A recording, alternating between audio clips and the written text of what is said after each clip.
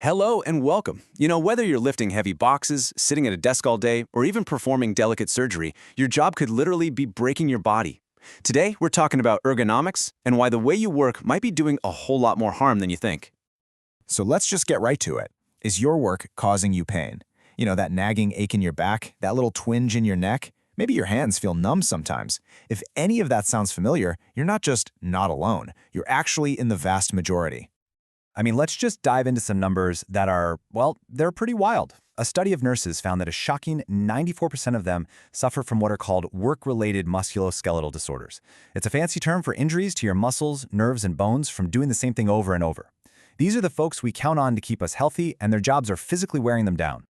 And it doesn't stop there. In the super high-stakes world of an operating room, over 82% of the staff report these same kinds of problems.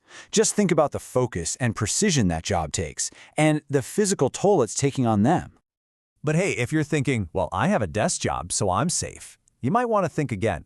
With so many of us working from home now, a jaw-dropping 90.5% of remote IT workers, people sitting at desks, probably in their own homes, are dealing with lower back pain.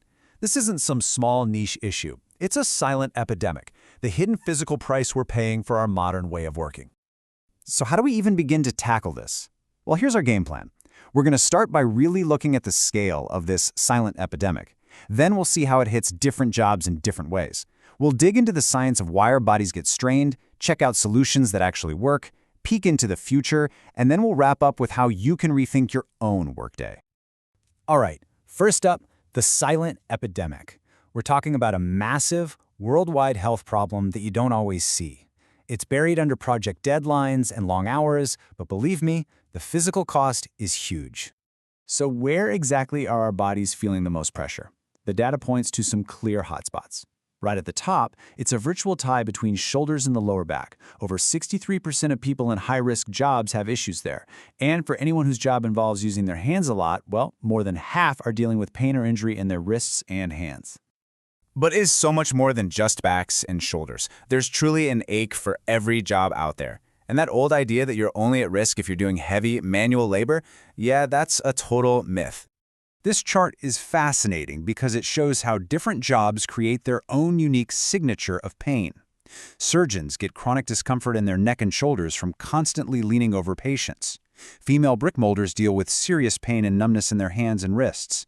Nurses, we already saw, are plagued by lower back pain. And even teachers are considered medium risk because of all the different awkward positions they're in all day long. And the list, it just keeps going. Students are developing problems from desks that aren't designed for them. Tailors, farmers, physical therapists, they all report high rates of these issues. It even starts before people officially join the workforce, with dental students already showing a high risk of developing these problems. Seriously, nobody is immune. Okay, so why is this happening across so many different professions? To figure out a solution, we've got to understand the actual science of strain. Why our bodies are breaking down under the pressure of our jobs. And this brings us right to the heart of the matter, ergonomics. At its core, it's the science of making the job fit the person instead of forcing the person to fit the job. It's all about designing our tools, our chairs, our entire workflow to work with our body's natural limits. When we ignore ergonomics, our bodies are the ones that pay the price. And the research consistently points to a handful of major culprits. Things like holding awkward postures for too long, doing the same motion over and over and over, and, of course, heavy lifting. But it's also stuff you might not expect, like high job stress and just not getting enough rest. It's a mix of physical and psychological factors all working together. Okay, I know that was a lot of bad news, but here's the good news. This is a solvable problem, which brings us right to our next section, designing for health, because there are proven, effective solutions that make a huge difference.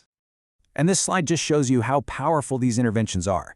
On the left, you see the before, high-risk scores, people in pain. But after applying some basic ergonomic principles, look at that. A significant drop in risk exposure and a real measurable reduction in neck, shoulder, and wrist problems. It just works. So how do we get those after results? Well, it's not just one thing. It's a multi-pronged attack. It starts with training, just teaching people safer ways to work. Then you redesign the actual workstations. One study saw risk scores drop by nearly half. Critically, you have to have management buy-in to make it stick. And finally, you promote simple habits like taking micro breaks and just changing positions. It can have a massive effect. So what's next on the horizon?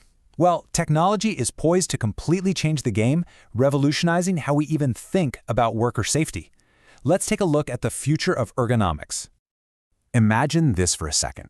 You're wearing a tiny little sensor at work. The moment you start to hunch over or twist into a posture that could cause an injury, it gives you a little buzz, some real-time feedback so you can correct it right then and there. That technology is here, and it's a total game changer for preventing injuries before they can even start. And it goes even deeper with artificial intelligence. AI can crunch huge amounts of data on how people move and stand to predict who is most at risk. It can help engineers design better tools, optimize the layout of a whole warehouse, and stop injuries on a massive scale before they ever happen. And this quote just nails it. This is the ultimate win-win. By using tech like automation, we can build work environments that not only reduce physical strain and make people healthier, but also make businesses more productive. It's better for people, and it's better for the bottom line. Okay, after all that, let's bring this all back home. Back to you. It's time to start rethinking your own workday with a little personal ergonomics checklist. And here's the best part. You can take action right now. First, awareness. Just knowing the risks is a huge first step. Second, make small changes. Those micro breaks and little stretches have a massive impact. Third, get trained if you can. It's proven to work. Fourth, look at your environment, especially if you work from home. And finally, and this is the most important one, listen to your body. Pain is a signal. Don't ignore it. So I'll leave you with this final thought to chew on. Thinking about how you sit, how you stand, how you move, and how you rest. What is the one small change you can commit to making tomorrow that will help protect your body for years to come?